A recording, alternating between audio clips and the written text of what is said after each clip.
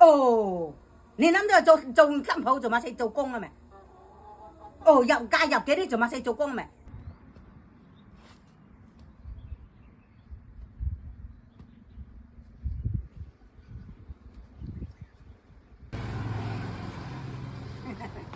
係咪？咪咪，你番薯啊？啊，呢番薯好碰啊！rồi，好碰啊！食啊，食添咯。啊，咪食啦，食番薯啦，好碰啊！係咪？啊，番薯嘛，食咯，食咯。rồi，做咩默愛啊？Con đang cuối giờ nâu và có che mấy và cầm phiêu hì này. Ngô bà hậu nữa, ngô bà hậu dầu chịch đó. Dầu chịch quán á đó. Mà con dầu quán á. Cầm gì mà tắc vào. Anh tắc khối tàu ngô cho con. Ngô ta tàu nâu khối á. À phiêu lại mà chỗ tàu. Ngô chỉ cái châu mà dầu châu xây ngô. Thầy còn nắm đến bà mà còn bản pháp đấy. Thầm mà thầm ngô chỉ tắc rồi.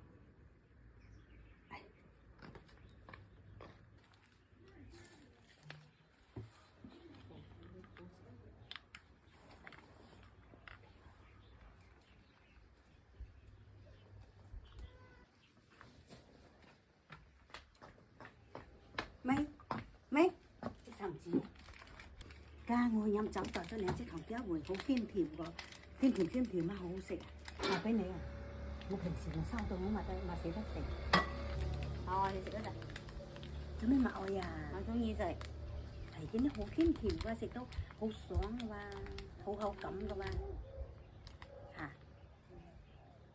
mà xịt thằng gì đó ngồi hai bên này vậy hả chị hoa bên này bảo chị hoa chứ sắm chí bên này mà oi sẽ rất là gì chứ mới mạo rồi à chị hoa bên này à say này sẽ rất là ảnh nào mà má giờ mà con mới nhỉ á hay con số quý mà cái đó này ăn cầm nâu mê hả món nào à ha có mà ngô phun này giờ hô tu xoài hô xịt tắc để hô lèng à ngô lúa này loại cái này má ha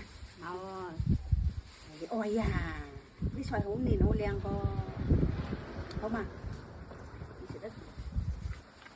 màu nâu hết đó kia mình tắc chùi khởi và thấy khởi mấy nghĩ cái mà oi vậy hay mà tắc phạt chết lên tết bên một trái chứ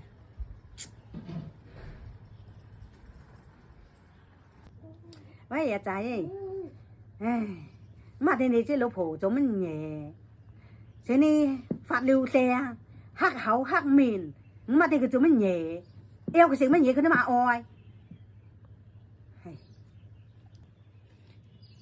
hầu như ngồi hiểm khỏe sân chạy cầm chạy tùy người cầm tay ý kiến và phải mấy nhẹ cái mà oi mặn người mà anh và phạt như phạt lèng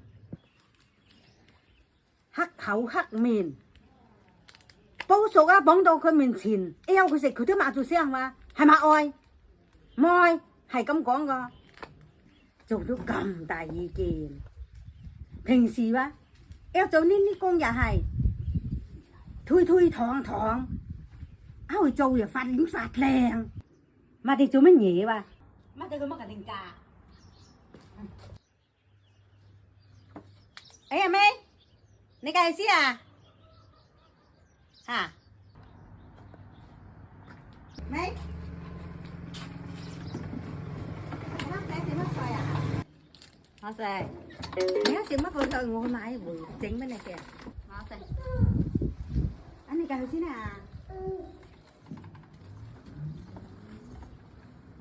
ca chụp hay cắm vàng lo con cuối chụp tắt chùi à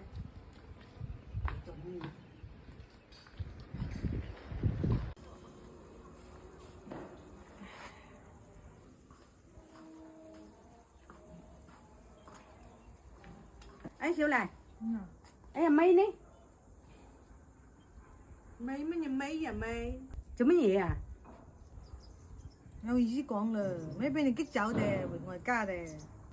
麻煩，嗰隻咪咁小氣啦！我講個句話就咁小氣嘅我。係啊，你講嗰句話，你自己講乜嘢自己心裏冇數咩？啱咁打電話同你仔投訴，你以為即好似我咁啫嘛？啊咁大度噶嘛？啊胸襟咁闊噶嘛係嘛？我話你計較噶啦。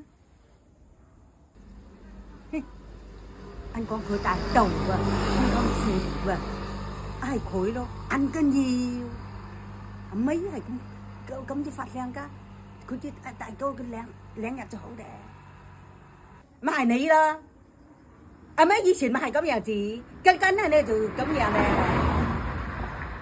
anh còn mấy gì thế hay canh cày cao anh còn đó, trên đi po à, 播乜嘢啊播？播乜嘢啊？播是非咯。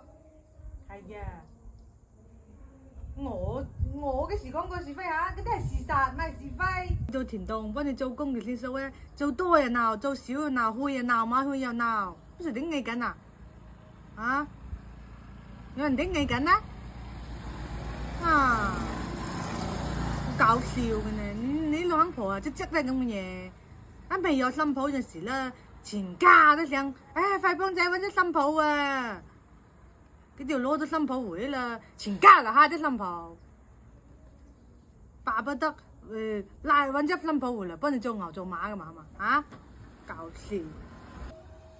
係，乜人講我蝦佢啊？乜人講我鬧佢啊？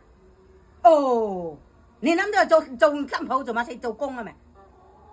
哦，又嫁入嘅啲做乜死做工啊？咪？啊咪死食啊？咪？